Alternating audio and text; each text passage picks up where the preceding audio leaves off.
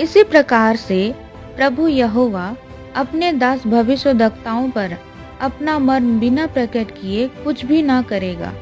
आमोस की पुस्तक 3 अध्याय 7वां पद। सर्वशक्तिमान पिता परमेश्वर यहोवा अपने दास भविष्यद्वक्ताओं पर अपना मर्म बिना प्रकट किए कुछ भी नहीं करता।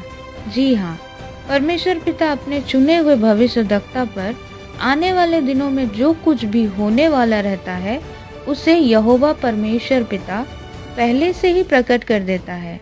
2025 जो कि बहुत ही भयानक दुख की बात पूरे संसार में आ चुकी है। मृत्यु का कारण अब पूरे संसार पर आ चुकी है। 2025 में होने वाली यह वचन परमेश्वर पिता की ओर से अपने चुने हुए पुत्र mister Job Balla, century service completed, उनके पास यह वचन प्रभु ने दे दिया है। मिस्टर जॉब बाल्ला चंगाई के काम और शुद्धिकरण के काम सर्वशक्तिमान पिता परमेश्वर यहोवा उद्धारकर्ता प्रभु यीशु ख्रिस्ट के नाम से और पवित्र आत्मा की ओर से काम को करते हैं। आने वाले दिनों में भयानक मृत्यु का कारण पूरे संसार में होने का कारण प्रभु ने मिस्टर जॉब बाल्ला को बता चुके हैं।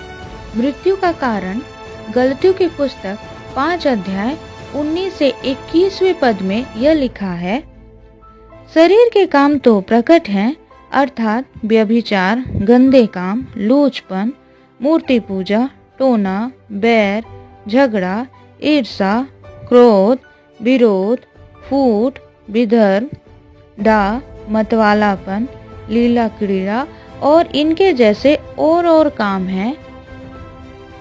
इनके विषय में मैं तुमसे पहले से कह देता हूँ, जैसा पहले कह भी चुका हूँ कि ऐसे ऐसे काम करने वाले परमेश्वर के राज्य के वारिस ना होंगे।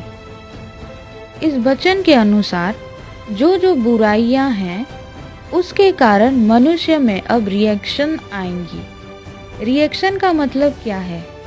जो जैसा बुराई करेगा उसी के अनुसार उन पर दुख आएगी, मसीह हो या ना हो। गलतियों की पुस्तक 5 अध्याय उसका 19 का 21वें पद में जो लिखा हुआ है, जो जैसा बुराई करेगा वैसा ही प्रतिफल उसे मिलेगा। यह वचन डायरेक्ट पिता परमेश्वर की ओर से पूरे संसार को दे दी जा चुकी है। अब दया का द्वार बंद हो चुका है, बुराई के लिए अब कोई दया नहीं।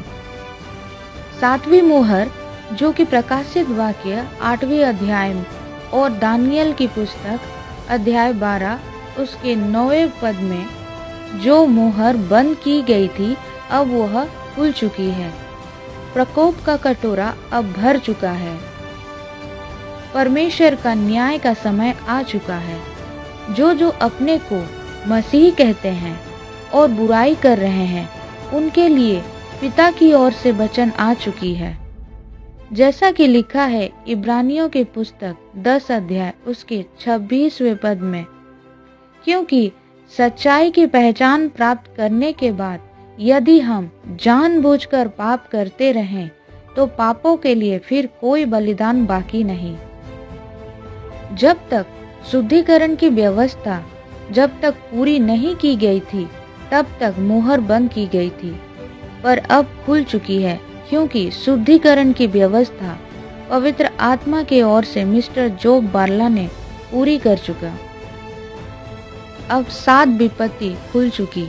अब जो जैसा बुराई करेगा वो वैसा ही उसका प्रतिफल उसे मिलेगा। अब बुराई के लिए कोई दया नहीं। हाँ, अभी भी कुछ लोगों के लिए दया का द्वार खुला है,